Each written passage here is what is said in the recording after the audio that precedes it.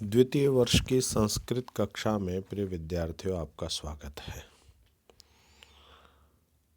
अभिज्ञान शाकुंतल के हम 6 अंक समाप्त कर चुके हैं। आज सातवां एवं अंतिम अंक प्रारंभ करते हैं। संपूर्ण घटनाक्रम के आधार पर चौथे अंक में शकुंतला को उसके पिता कण्व ने और उसके पति दुष्यंत के यहाँ हस्तिनापुर भेज दिया था। शकुंतला हस्तिनापुर पहुंच गई, राजा के सामने जाती है। कण्व ऋषि के शिष्य कहते हैं, आपने इसके साथ विवाह किया, लेकिन राजा को याद नहीं आता। तो संपूर्ण 5वां अंक इसी वाद विवाद में चला जाता है और शकुंतला को अंत में कोई अदृश्य शक्ति उठा करके ले जाती है। छठे अंक में एक जो धीवर है वह राजपुरुषों के द्वारा पकड़ करके राजमहल में राजा के सामने लाया जाता है कि इसने आपके नाम की अंगूठी चुराई है। जैसे ही राजा के सामने वह अंगूठी आती है तो राजा, जो 5वें अंक में शकुंतला को अपनी पत्नी रूप में स्वीकार नहीं कर रहा था, कुछ याद नहीं आ रहा था, वह सब चीज़ें याद आ जाती है और उसके बाद में वह बहुत दुखी होता है और वह उसके शकुंतला के अपमान को बार बार विचार करके बहुत अधिक मोह में पड़ जाता है और अंत में आते आते इंद्र के सारथी मातली के द्वारा उसे उन सब चीज़ों से अलग करते हुए पुनः युद्ध के लिए तैयार रहने के लिए तैयार करता है और वह राजा मातली के द्वारा इंद्रलोक चला जाता है इंद्र के कार्य को संपादित करने के लिए। अब इंद्र के कार्यों को संपादित करके वो इंद्रलोक से वापस लौट रहे हैं। तो प्रिय विद्यार्थियों, यहाँ पर देखिए, आप पढ़ेंगे कि इसके बाद अथ सप्तमा अंक प्रारंभ, इसके साथ ही 7वां अंक प्रारंभ होता है। तो उसमें आरंभ में ही कहा गया है कि ततः प्रविशति आकाशयानेन रथारूढ़ो राजा मातलिश्च, यानी इसके बाद रथ पर बैठे हुए राजा और मातली का आकाशयान से प्रवेश। अब वो इंद्र के कार्यों को, इंद्र का कार्य क्या था? राक्षसों को मारना। तो राक्षसों को मार करके इंद्र को प्रसन्न करके वापस लौट रहे हैं धरती पर। तब राजा और मातली के बीच में संवाद होता है। उसी संवाद में ये पहला श्लोक कहा जा रहा, प्रथमो उपकृतम मरुत्वतः प्रतिपत्या लघु मन्यते भवान गणयति अवदान विस्मितो भवता सोपि न सत्क्रिया गुणान। राजा को मातली कहता है, क्योंकि उन दोनों के बीच में संवाद चल रहा है कि जो है इंद्र के विशेष प्रकार से सत्कार के कारण मैं अपने आप को पात्र नहीं मानता हूँ, अर्थात मेरी पात्र न होते हुए भी मेरा इतना सम्मान उन्होंने किया है। तो इसी बात पर मातली यह श्लोक के माध्यम से जवाब देता है। कहता है, प्रथम उपकृतम मरुत्वतः। मरुत्वतः मानी वो जो इंद्र है, उस इंद्र के प्रतिपत्या मानी उसके प्रति सम्मान के कारण से या गौरव के कारण से। प्रथम उपकृतम, प्रथम उपकृतम आपके द्वारा किए गए पूर्व उपकार को, भगवान मानी आप जो है, लघु मन्यते आप तुच्छ समझते, यानी इंद्र के प्रति किए गए उपकार को आप बहुत छोटा कार्य समझते हैं। और गणयति अवदान विस्मितो भवतः सोअपि न सत्क्रिया गुणान, और सोअपि माने वह इंद्र भी, भवतः अवदान विस्मिता और आपके निस्वार्थ पराक्रम से आश्चर्यान्वित होकर सत्क्रिया गुणान न गणयति, वह अपने द्वारा किए गए सत्कार के महत्व को नहीं गिनता। यानी आप भी उसके प्रति किए गए कार्यों को तुच्छ मानते हैं और वो इंद्र भी ये कहता है कि मैंने उनके प्रति किया गया जो सत्कार है वो बहुत ही न्यून है, उनको गिनता नहीं है। अर्थात आप इंद्र के प्रति गौरव एवं आदर भावना के कारण प्रथम उपकार को तुच्छ समझते हैं। वह इंद्र भी आपके निस्वार्थ पराक्रम से विस्मित होकर अपने द्वारा किए गए आपके सत्कार के महत्व को कम ही आंकता है, अर्थात गिनता नहीं है। तो इस श्लोक में मातली कहता है कि वस्तुतः मैं तो दोनों ओर ही असंतोष देखता हूँ। यानी न तो इंद्र संतुष्ट है न आप संतुष्ट हो, क्योंकि आप इंद्र के प्रति विशेष आदर रखते हैं।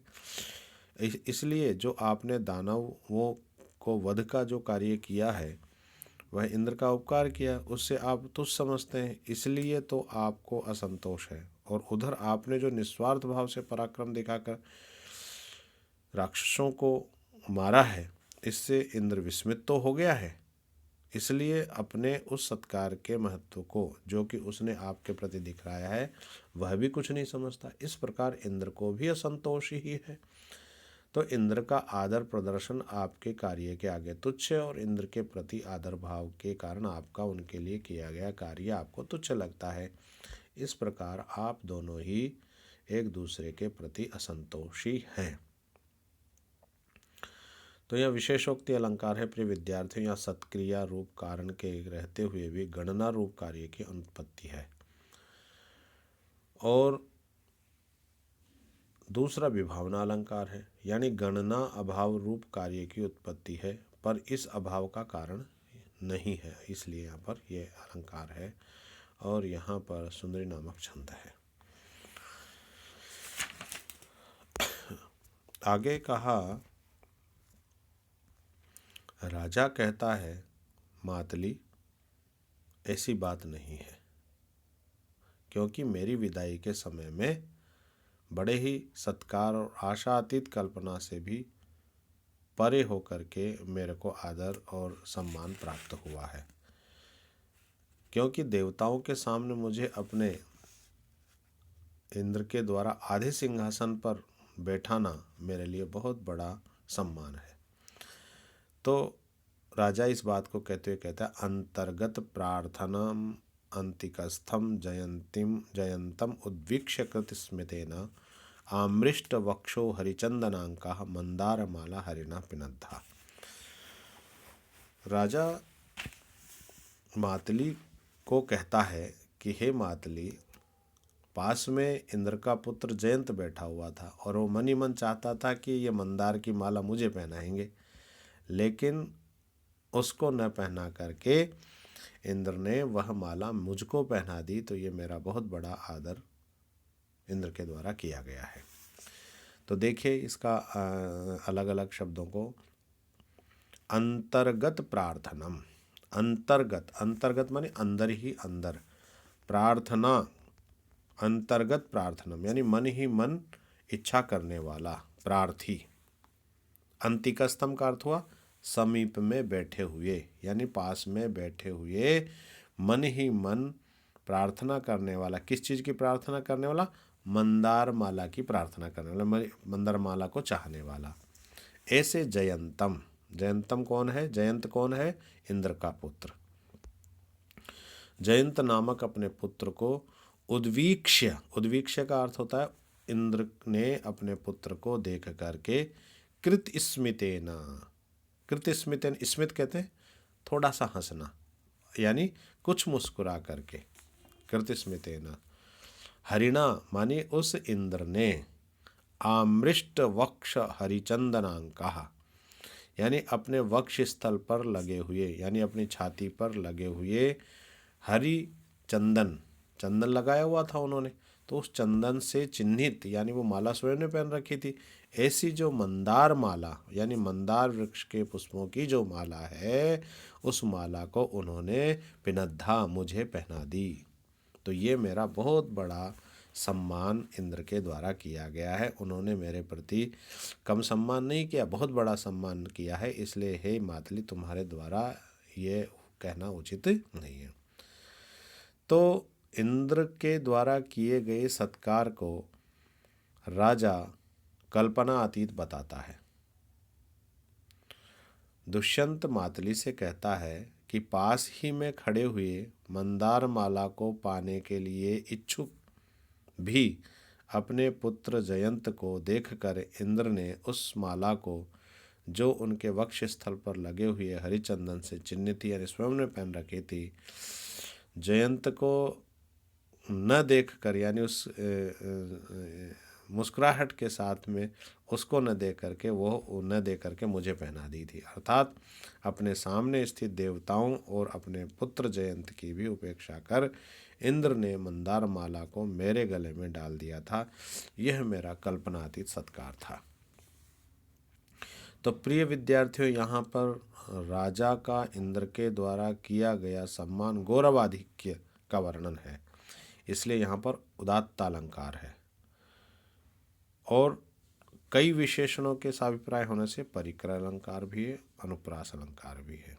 तो इस प्रकार से यहाँ पर ये बात स्पष्ट होती है कि और पिनद्धा शब्द से ये बात स्पष्ट होती है कि राजा ने माला दी नहीं, अपितु अपने हाथों से उनके गले में पहना दी।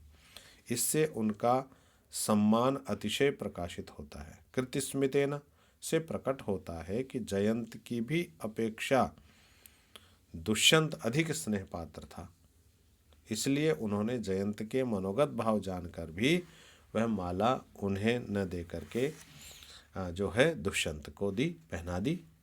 तब मातली कहता है किमेव नाम आयुष्यानाम मनेर मरेशार नारहति वश्य। अर्थात मातली कहता है कि आयुष्मान, आप देवराज इंद्र से क्या पाने योग्य नहीं हैं, अर्थात सब कुछ पाने योग्य। जब ये बात उसने कही तो मातली भी इस बात का समर्थन करता। सुख परस्य हरैरुभयै कृतं त्रिदिवम उद्धृत दानव कंटकम तव शरैरधुना नत पर्वभि पुरुष केसरणेश्च पुरा नखै। आप क्यों नहीं सम्मान के पात्र हैं? आपने भी तो अधुना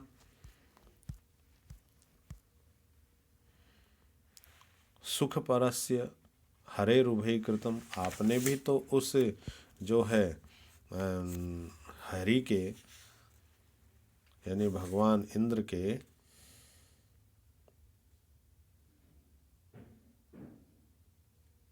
सुख परस्य सदा भोगों में आसक्त रहने वाले ऐसे त्रिदिवम, जो त्रिदिव माने स्वर्ग है, उस स्वर्ग को, इंद्रलोक को उद्धृत दानव कंटकम, आपने दानव रूपी कांटों से शून्य कृतम कर दिया है। यानी आपको इंद्र क्यों नहीं सम्मानित करता? आपने भी तो पूरे इंद्रलोक को राक्षसों से रहित कर दिया है।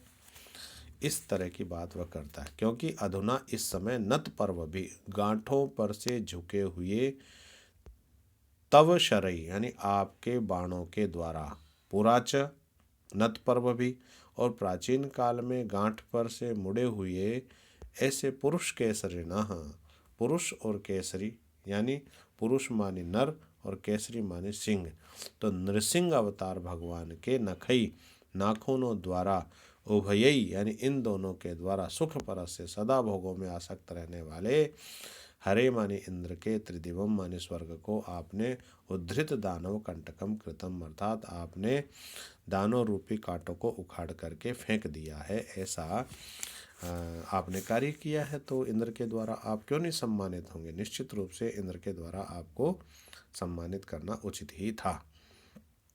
तो मातली कहता है कि इंद्र तो सदा सुख और उपभोगों में लिप्त रहने वाला है, उसके स्वर्ग की रक्षा दानव रूपी कांटों को उखाड़कर इस समय तो आपके बाणों द्वारा की गई है। और इसी प्रकार प्राचीन काल में नृसिंह भगवान ने नखों के द्वारा हिरण्यकशिपु को मारकर की थी। तो राजा दुष्यंत का कार्य छोटा नहीं है, उसका बहुत बड़ा कार्य है। तो प्रस्तुत पद्य में कृतम इस क्रिया से प्रस्तुत बाणों और अप्रस्तुत नखों का संबंध बतलाया गया है, इसलिए यहाँ दीपक अलंकार है और द्रुत विलंबितम नामक छंद है। तो प्रिय विद्यार्थियों, आज यहाँ 3 श्लोकों को ही पढ़ करके आज हमने 7वें अंक और अंतिम अंक को प्रारंभ कर दिया है। आगे की कक्षा में आगे के श्लोकों का अध्ययन किया जाएगा। धन्यवाद।